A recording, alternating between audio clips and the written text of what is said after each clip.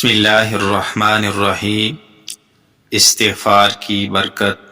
امام احمد بن حنبل رحمہ اللہ کا ایک سبق آموز واقعہ۔ ایک بار امام احمد بن حنبل رحمہ اللہ سفر میں تھے۔ ایک قصبے میں رات ہو گئی تو نماز کے بعد مسجد میں ہی ٹھہرنے کا ارادہ کر لیا۔ ان کی عاجزی و انکساری نے یہ گوارا نہ کیا کہ لوگوں کو اپنا تعارف کروا کر خوب آؤ بھگت کروائی جائے۔ مسجد کے خادم نے امام کو نہ پہچانا اور ان کو مسجد سے باہر نکلنے کا کہا۔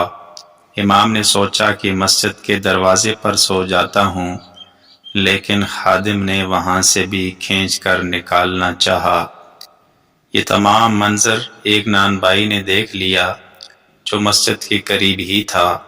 اس نان بھائی نے امام کو اپنے گھر رات ٹھہرنے کی پیشکش کر دی، جبکہ وہ امام کو جانتا بھی نہیں تھا۔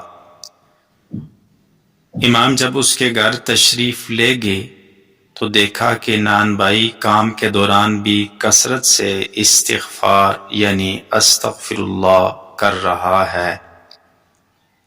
امام نے استفسار کیا، پوچھا کیا تمہیں اس قدر استغفار کرنے کا پھل ملا ہے؟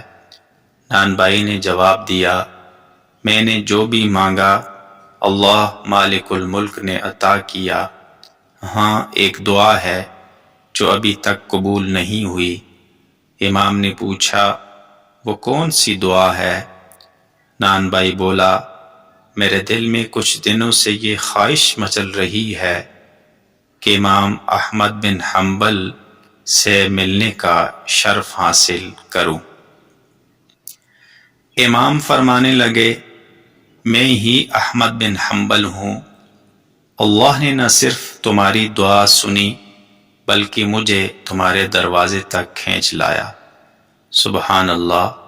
اللہ تبارک و تعالی نے استغفار کے اندر کتنی برکت رکھی ہے کہ استغفار سے نہ صرف انسان کے گناہ معاف ہوتے ہیں بلکہ دنیاوی ضرورتیں بھی پوری ہوتی ہیں۔ اللہ رب العزت ہمیں بھی شوق کے ساتھ ذوق کے ساتھ استغفار کرنے کی توفیق نصیب فرمائے۔